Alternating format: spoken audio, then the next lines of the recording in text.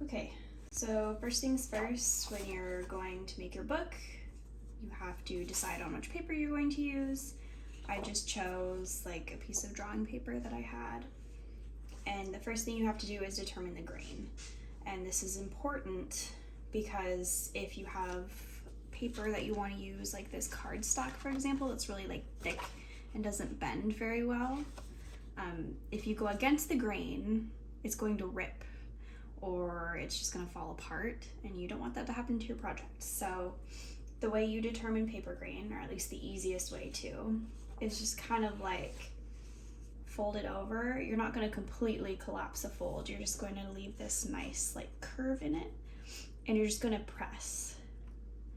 And then you're going to fold it the other way and press. And the way you get the most resistance is against the grain.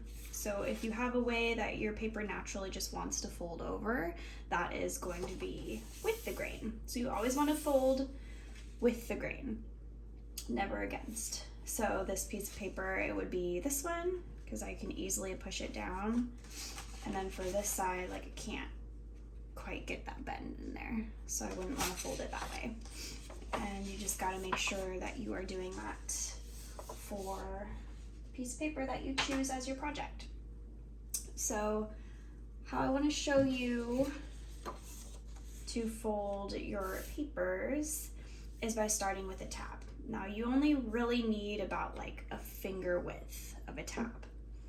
So what you're going to do is just kind of fold this back about a finger width, line it up so it's nice, and then kind of fold it into place. We will have wooden tools in Miss Ellen's classroom that we'll use, but this is just called a bone folder.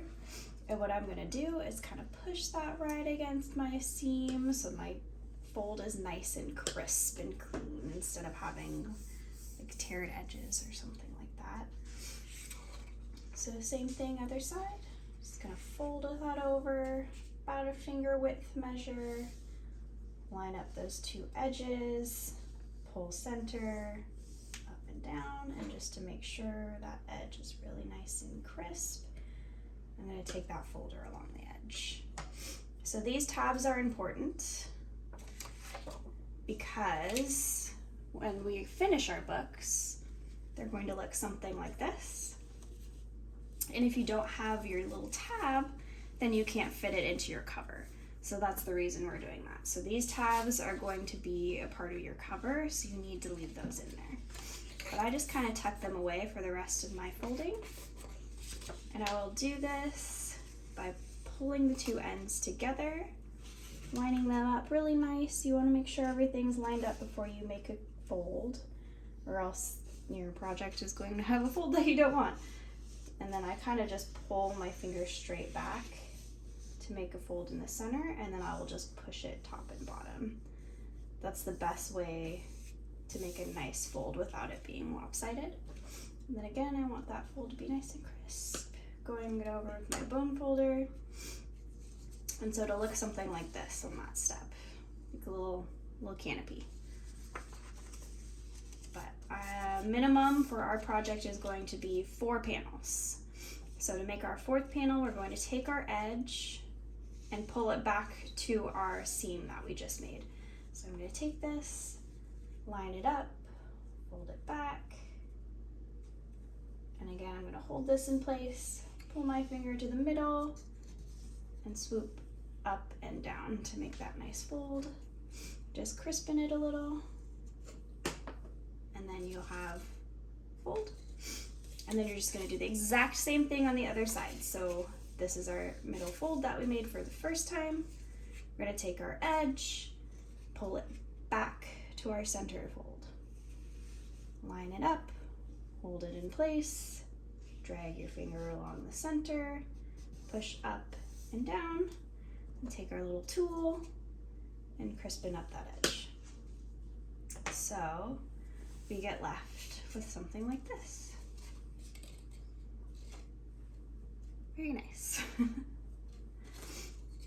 So you can do more folds than this, and it's the exact same process. The only difference is you would take this center fold, from the forefold. So you do this first, no matter what. And you would push it back so it's folding the other way.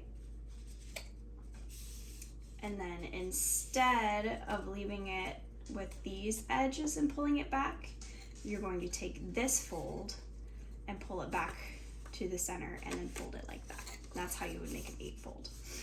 But let's say you made something like this and you like the size of these panels and you just want it to be a little longer. You're just going to do the exact same thing with the second one.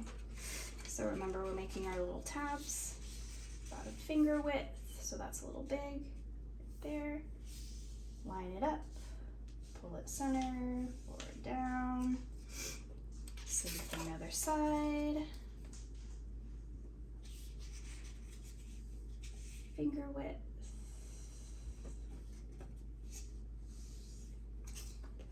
and then we pull them together, making that initial center fold. It's not quite lined up.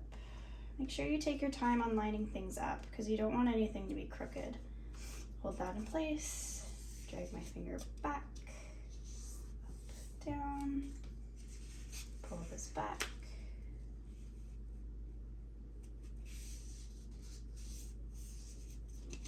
And last thing, other side.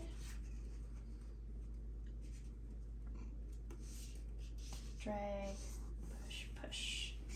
Okay, so now we have a lovely second one that lines up with our first. What we're going to do is we're going to use our tabs that we made to our advantage. So what I'm going to do is take a little glue, just a little bit of Elmer's glue, nothing fancy. And I'm just going to glue this tab back, like so. So I'm just going to get a little glue in here.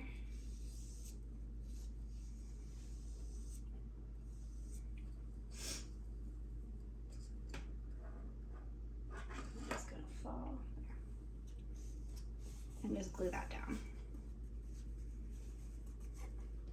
And then what I'm going to do is take this tab and glue it to the one I just glued down.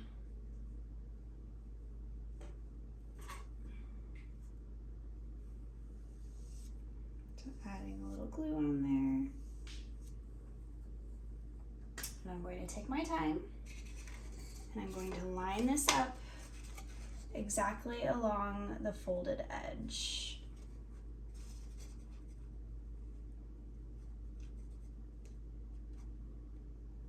Again, you want to take your time and make sure everything is lined up super nice.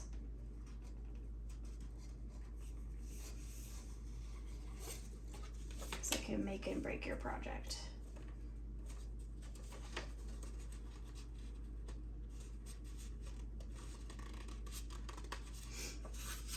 And then you hinged it together. So it makes a nice long accordion book without having to lose the size of your panels. And that's called a hinge. So if you want to hinge yours together, that's the way to do it. And you have your little accordion book.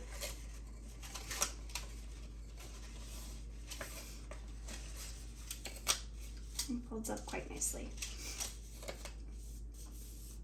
Like so. And then in the next video, I will show you how I make this cover and attach it to my book.